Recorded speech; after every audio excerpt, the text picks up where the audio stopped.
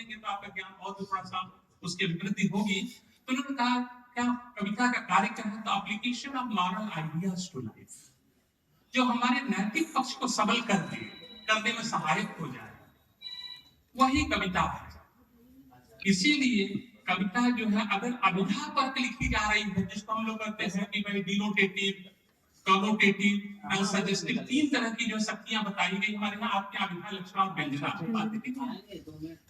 तो अगर कविता में लक्षणीयता नहीं है, व्यंजनात्मकता नहीं है, व्यंजना नहीं है, तो समझ लीजिए तो उसका कोई मतलब नहीं है। वही जो लक्षण और व्यंजना जो है वही हमें जो है कि अंदर दृष्टि प्रदान करती है।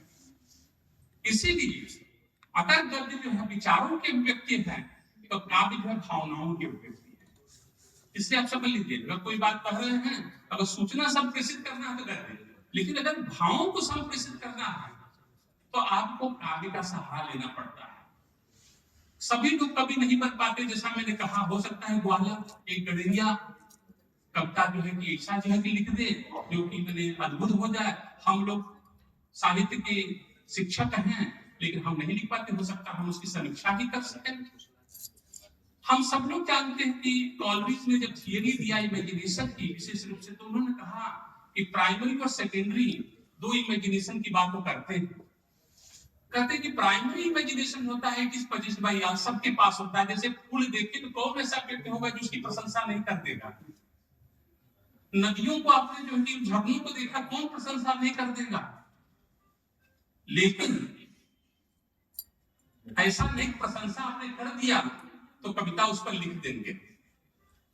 वह तब वही व्यक्ति कर पाता है जिसके पास शेपिंग और मॉडिफाइंग पावर होता है। उन विचारों को जो ईडियम दे पाता है, शब्द दे पाता है, जो काव्यबद्ध कर पाता है। शब्दों के लिए तब तक वो परेशान रहता है जब उसकी अभिव्यक्ति नहीं कर लेता है। इसलिए यह बड़ी ऊंची अवस्था है। 26 वर्ष हमारे यहाँ जॉन कीट्स जो है 26 वर्ष की अवस्था थी। अब आप देखिए अधिकांश बच्चे 26 वर्ष के हो जाएंगे या हो, हम सब लोग जो है कि 50 के एवं चल रहे हैं। 26 वर्ष जीवन जरा देखिए, प्रीति मैडम क्योंकि आप कवित्री, 26 वर्ष की अवस्था, बचपन में माता पिता चले गए, आगे चल करके भाई चला गया, और थोड़ा बड़ा हुए प्रेम किया फैनी ब्रांच से, लेकिन वो जो है कुछ ही दिन में ट्यूबरकुलोसिस का पेशेंट हो गया।